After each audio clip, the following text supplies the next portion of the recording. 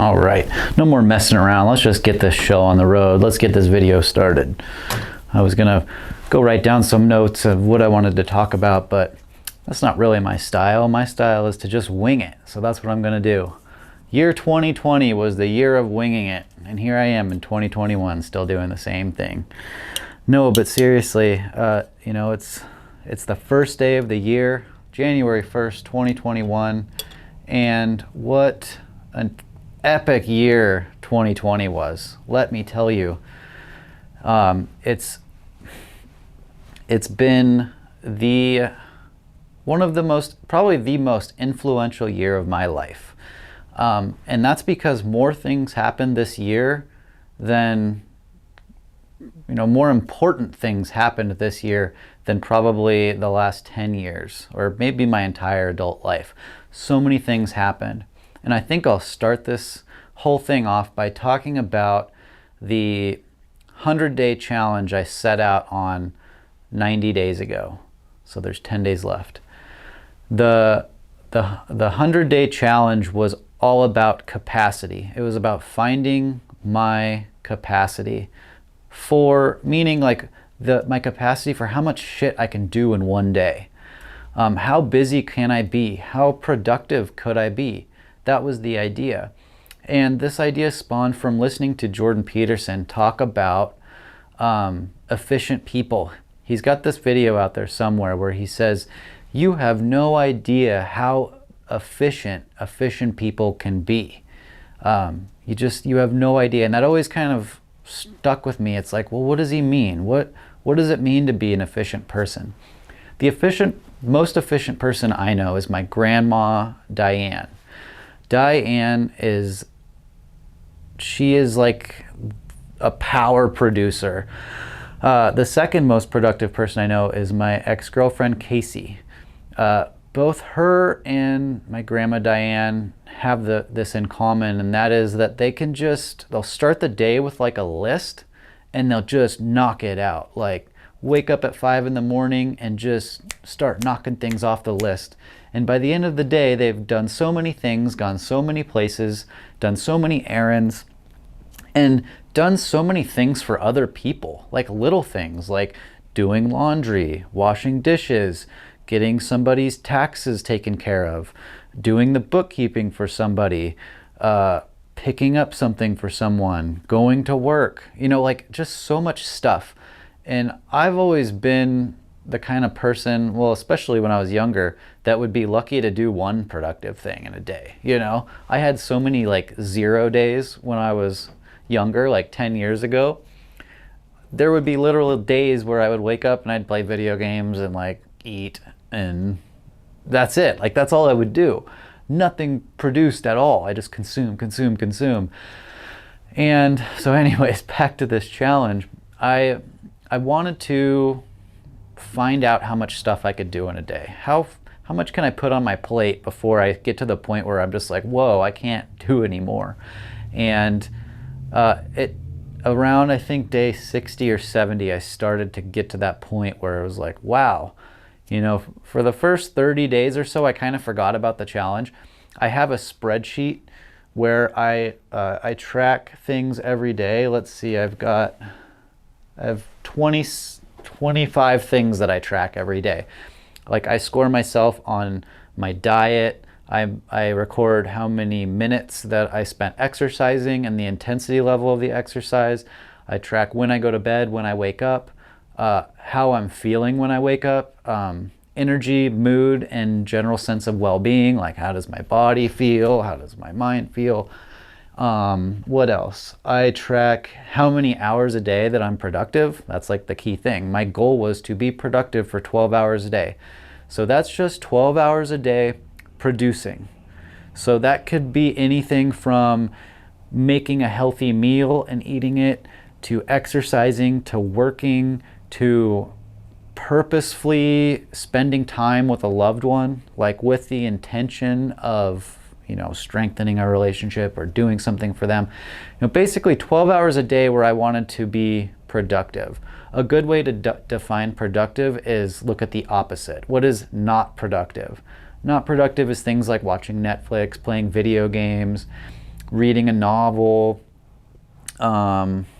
playing, just doing something where I'm not learning anything, I'm not doing anything for anybody, all of that kind of stuff. So 12 hours a day of not doing that kind of stuff. What else do I track? My discipline level. So I give myself an effort score and a discipline score 3 times a day. So the morning, afternoon, and evening. Effort is like, how hard am I trying at something? You could go to the gym and give it a 3 out of 10 effort, where you're just like, whatever, like do a couple lifts, whatever. Or you could go to the gym and just push as hard as you can. That's the effort score. And I did my best to give myself a score just subjectively based on, okay, this morning, what was I doing? How hard was I trying at it? And then the discipline is, well, first of all, I score myself on clarity. Clarity means, do I have a plan for the day? Do I know what I'm supposed to be working on? Do I know what the goal is? If I know exactly what the goal is and I've scheduled out my day, that's a 10 out of 10 on clarity. And I score myself on discipline, and discipline is, am I following my plan? Am I doing what I'm supposed to be doing, or am I doing something else? So I would score myself on that. And in the beginning of this challenge, I was scoring like a 2 or a 3 out of 10 on effort and discipline on a daily basis. I was just distracted.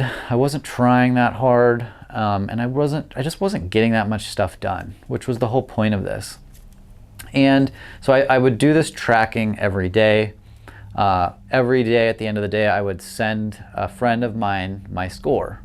And the deal was, let's see, I set this up after about 30 days. The deal is that I send them my score, and if I score less than a 6 out of 6 on effort and discipline, then I have to give them $20.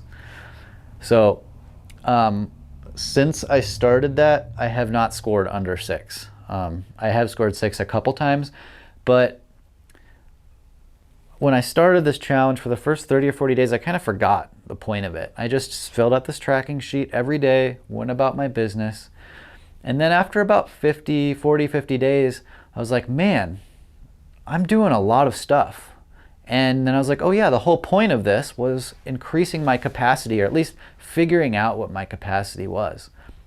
And subconsciously, I had remembered, and I had purposefully increased my capacity. I had increased my productivity and kept adding things. And here I am on day 90, and I'm like a whole different person when it comes to efficiency and productivity.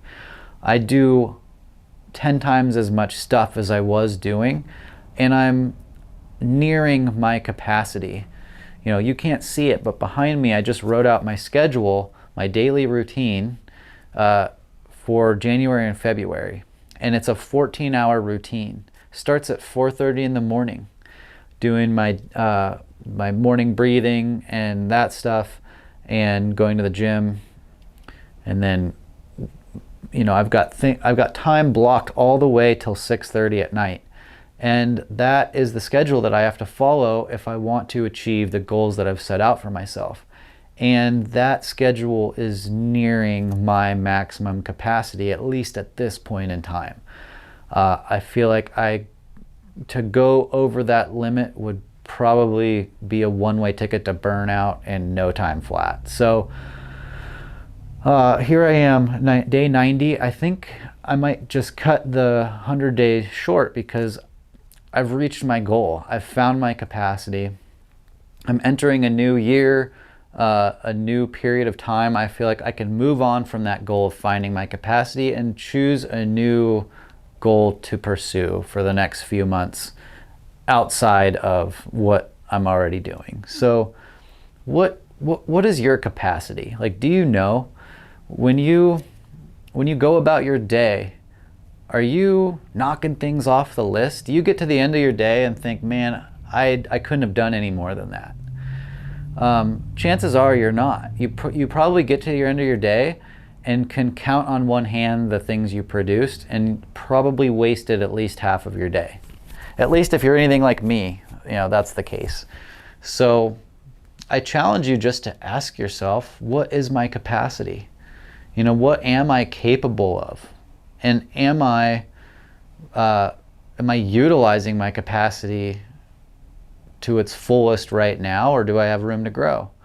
You know, everyone has room to grow, but I think most of us have a lot of room to grow.